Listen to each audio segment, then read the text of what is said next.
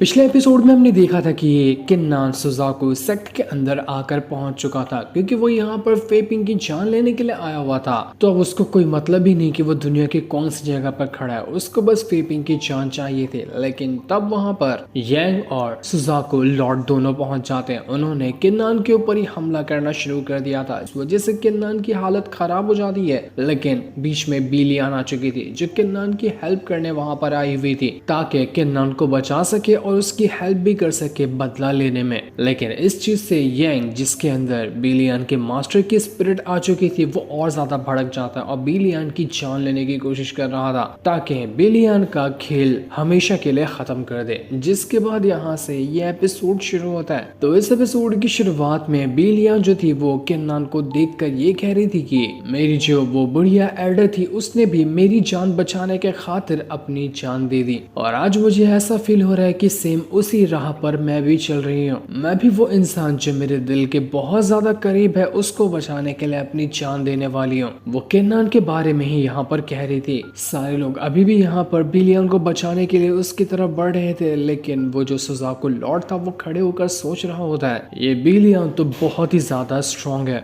मानना पड़ेगा इतनी हालत खराब थी लेकिन तब भी ये किन्नान को बचाने के लिए अपनी जान देने को तैयार है। लेकिन आज कोई भी क्यों ना आ जाए ये किन्नान तो जिंदा नहीं बचने वाला, इसको आज मरना ही होगा। तो वहीं यांग जो था उसके अंदर से बिलियन के मास्टर की स्पिरिट भी कह रही थी कि कुछ भी हो जाए ये बिलियन भी आज मरेगी, ये दोनों के दोनों आज यहाँ पर खत्म होने वाले हैं। तो वहीं बेचारा किन्नान अभी भी एकदम अधमरी हालत में वहां पर पड़ा हुआ था। लेकिन तब उसके स्पिरिचुअल वर्ल्ड के अंदर जो लड़की रहती है वो उससे कहती है किन्नान उठ जाओ, ये तुम्हारा आखिरी मौका है, अगर अब तुम यहाँ पर नहीं उठे ना तो आगे बहुत बड़ी मुसीबत हो जाएगी। तुम्हें हिम्मत करके उठना है और तुम्हें एक ही खतरनाक अटैक करना होगा वरना बिलियन भी जाएगी और तुम्हारी भी जान को खतरा हो सकता है। ये चीज सुनकर किन्नान को वहां पर थोड़ी थोड़ी हिम्मत आने लग जाती है और वो अब हिम्मत करके वहां खड़ा होने लग गया था ताकि बिलियन को बचा सके। वो खड़ा होने के बाद इतना खतरनाक अपनी स्वॉर्ड की मदद से अटैक करता है कि जितने भी वो पिंजरे के टूटे हुए कांच बिलियन की तरफ बढ़ रहे थे वो सब के सब वहां पर खत्म हो जाते हैं। किन्नान ने एक ही अटैक में बिलियन की जान बचा ली थी, लेकिन ये अटैक करने में उसकी पूरी हालत खराब, जो बची कुछ जान थी उसने यही अटैक में इस्तेमाल कर लिया। इस वजह से वो वहां पर आधा से ज्यादा तो बेहोशी हो जाता है, उसको खुद पर होश ही नहीं था।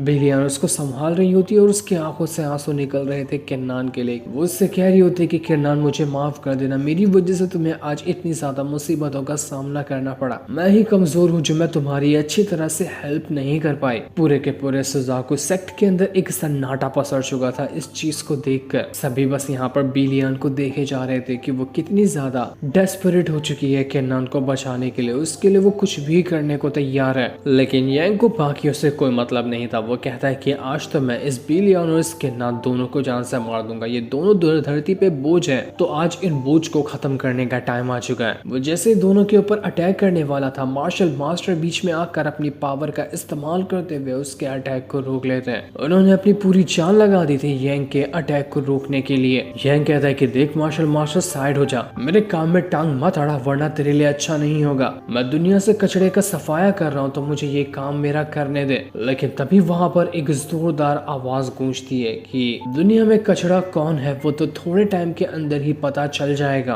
कि कौन किसको यहाँ पर साफ करने वाला है। इसके बाद वहां पर एंट्री मारते हैं किंग लॉन्ग सेक के लॉर्ड, जो पूरे गुस्से के साथ यहाँ पर आए हुए थे। वो यहाँ पर कहते हैं कि आखिर किसकी हिम्मत हुई जिसने किन्नान के ऊपर आंख उठाकर भी देखने की कोशिश की। मैं यहाँ पर खड़ा हूँ, अगर किसी के अंदर भी हिम्मत है ना वो एक कदम भी बढ़ा ले किन्नान की तरफ, जिगरा होगा तो मेरे आंखों के सामने वो किन्नान को हाथ लगा कर दिखाएगा। ये सुनकर जितने भी वहां पर लोग खड़े थे सबकी हालत खराब हो जाती है कि किंगलोंग सेक के लॉर्ड से आखिर कौन ही पंगा लेना चाहेगा। यांग भी यहाँ पर शांत हो जाता है कि इस बार तो बच गया ये किन्नान लॉर्ड की वजह से, लेकिन मैं ऐसे तो शांत नहीं बैठने वाला। किंगलोंग सेक के लॉर्ड सुजाको के भी लॉर्ड को एकदम गुस्से भरी निगाहों में देखते हैं तो वो सुजाको सेक का लॉर्ड भी अपनी नजरें घुमा लेता है और कहता है कि ठीक है मैं भी जा रहा हूँ, मैं बस तुम्हें गुड बाय कहना चाह रहा था। इतना कहने के बाद वो भी यहाँ से चला जाता है। भले से ये था तो सुजाको सेक, लेकिन दहशत यहाँ पर भी किंगलोंग सेक के लॉर्ड की थी ही। उनकी एंट्री से ही सारे के सारे लोग डर चुके थे। इसके बाद लॉर्ड जो थे वो किन्नान को एक कमरे में ले जाते हैं और वहां पर जाकर उन्होंने उसका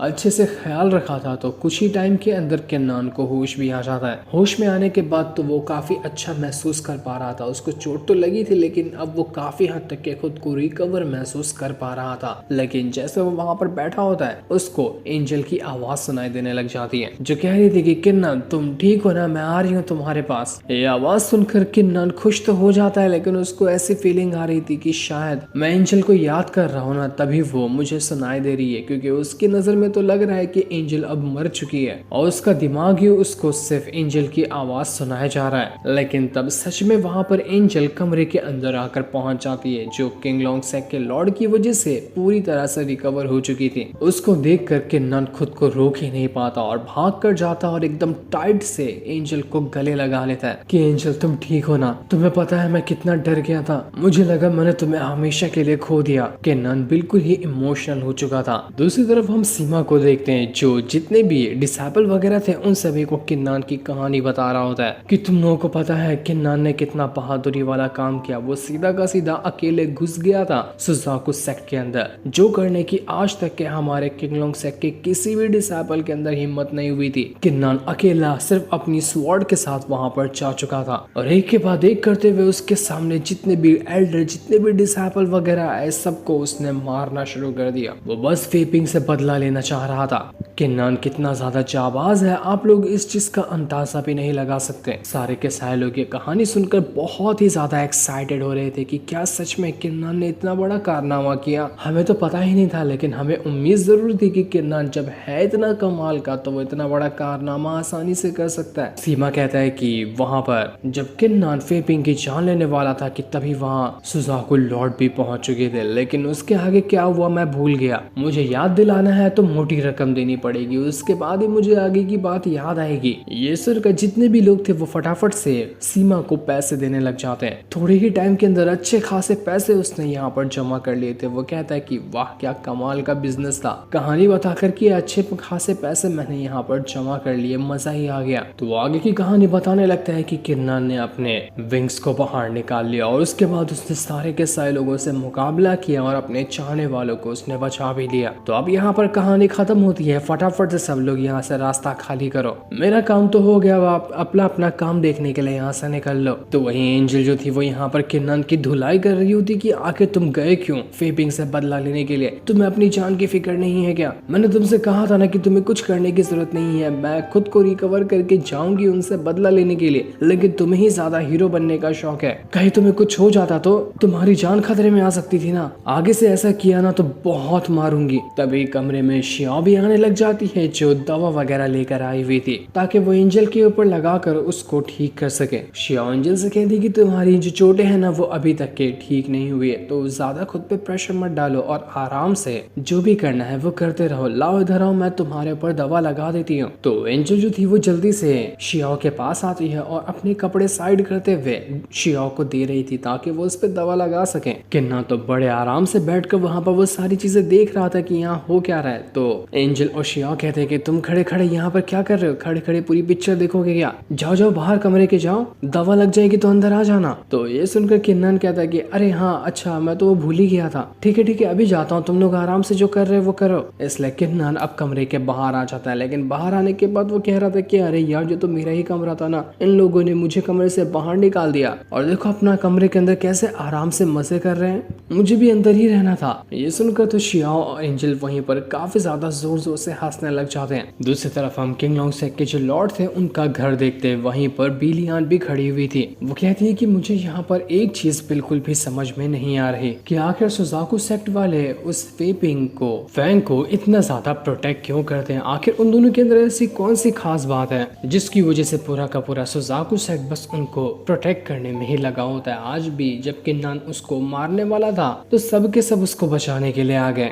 ये सुनकर लॉर्ड जो होते हैं वो बिलियान से कह रहे थे कि तुम्हारा जो शांडाव लीग है ना, वहाँ का जो लीडर है उसने तुम्हें बहुत सारी चीजें नहीं बताई है, कई सारी ऐसी चीजें हैं जिससे तुम्हारा अभी तक के सामना नहीं हुआ। तो एक काम करते हैं, मैं तुम्हें इनके बारे में बातें बताता हूँ, लेकिन इसके बदले तुम्हें सी ऑफ डार्कनेस के बारे में जितनी भी जानकारी है ना वो बतानी होगी। सी ऑफ डार्कनेस वही था जहाँ पर किन्नान को जाना है किलिंग एम्परर की बहन को बचाने के लिए। तो वही की जानकारी लॉर्ड एसबिलिया से पूछना चाह रहे थे। तो तो बेलियान कहती है कि मुझे उस जगह के बारे में ज्यादा कुछ जानकारी तो नहीं है, लेकिन जितनी भी है मैं उतना आपको बता सकती हूँ। तो आज से करीब 500 साल पहले एक बहुत ही ज्यादा खतरनाक डिमोनिक कल्टीवेटर इस दुनिया में आया था, जिसने पूरी दुनिया के अंदर तबाही मचा कर रख दी थी। वो इतना ज्यादा पावरफुल कि कोई भी उसके सामने टिकना तो क्या, उसके आसपास भी नहीं जा सकता था। पूरी दुनिया में उस खतरनाक बंदे की दहशत फैल चुकी थी। लेकिन तब बाद में आया एक बहुत ही ज्यादा पावरफुल इमॉर्टल, जिसने अपनी पावर का इस्तेमाल करते हुए उस बंदे के साथ फाइट की, और वो फाइट इतनी ज्यादा खतरनाक थी कि उसमें इमॉर्टल की जीत हुई। उसने अपनी पावर का इस्तेमाल करते हुए उस खतरनाक बंदे को सील कर दिया हमेशा के लिए, और जिस जगह पर सील किया था उस जगह को ही कहा जाता है सी ऑफ डार्कनेस। लेकिन अब उस चीज को करीब 500 साल गुजर चुके हैं, और 500 साल होने के बाद जितनी भी पावर का इस्तेमाल करते हुए इमॉर्टल ने उस बंदे को सील किया था, उसकी पावर अब धीरे धीरे करते हुए अलग अलग तरह के ट्रेजर में ट्रांसफॉर्म होने लग गई है। वही ट्रेजर है जिसकी तलाश में दुनिया के दूर दूर से लोग आते हैं सी ऑफ डार्कनेस के अंदर, ताकि उसी पावरफुल इमॉर्टल की जो चीजें हैं उसको कलेक्ट कर सके। तो वहीं शिया जो थी वो भी यहाँ पर किन्नन को और एंजल को बाकी की कहानी बता रही होती है कि जो वो पावरफुल बंदा आया था दुनिया में तबाही मचाने के लिए, उसको emperor of sea of darkness कहा जाता था, क्योंकि उसका नाम दुनिया में किसी को पता ही नहीं था। उसका जो सरनेम था सिर्फ इतना पता था कि वो शिया से आता है। इससे ज्यादा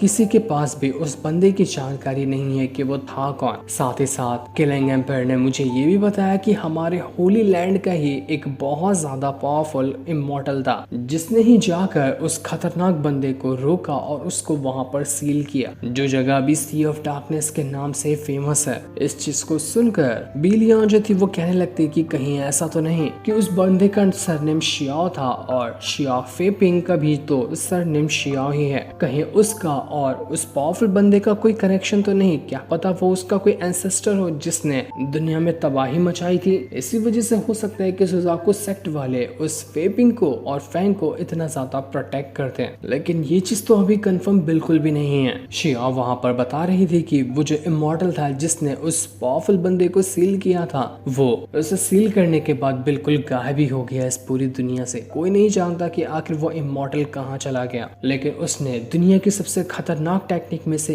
एक सोल डिवोरिंग टेक्निक का इस्तेमाल करके उस डीमन को सी ऑफ डार्कनेस के अंदर सील किया था। इतनी ही जानकारी अभी तो मुझे सी ऑफ डार्कनेस के बारे में पता है। तो वहीं किंगलोंग सेक्ल लॉर्ड जो थे वो यहाँ पर कह रहे होते कि जितना तुमने कहा वो तो सच था, लेकिन मुझे अब इस चीज की टेंशन है कि उस इमॉर्टल ने जो सील लगाया था सी ऑफ डार्कनेस के अंदर वो कमजोर हो रहा है। ऐसा ही रहा तो किसी भी टाइम के अंदर वो सील टूट जाएगा, और टूटा तो दुनिया में तबाही आना बिल्कुल तय है, इसलिए हमें कुछ न कुछ तो करना पड़ेगा। तो बेलियान कहती है कि लॉर्ड, अगर आपको मेरी किसी भी तरह से हेल्प चाहिए ना तो मैं आपकी हेल्प करने को तैयार हूँ। आपने ही मेरी जान बचाई है तो यह एहसान मेरा आपके ऊपर रहेगा, कितना भी खतरनाक काम क्यों ना होगा मैं वो आपको करने के लिए तैयार हूँ। तो लॉर्ड कहते हैं कि जो तुम करने के बारे में सोच रही हो ना वो इजी नहीं होगा, वो बहुत ज्यादा मुश्किल काम है, तो क्या तब भी तुम वो करने के लिए तैयार हो जो मैं तुमसे कहना चाहता हूँ। तो बेलियान कहती है कि हाँ बिल्कुल, बस आप मुझे बताइए कि करना मुझे क्या है, वो कुछ भी क्यों ना हो मैं वो करने को तैयार हूँ। तो लॉर्ड कहते हैं फिर ठीक है। इसके बाद वो किसी तरह का सील अपने हाथ में निकालते हैं, लेकिन वो क्या था वो अभी हमें नहीं बताया जाता। जो सीन दिखाते ही ये एपिसोड यहीं पर एंड हो जाता है।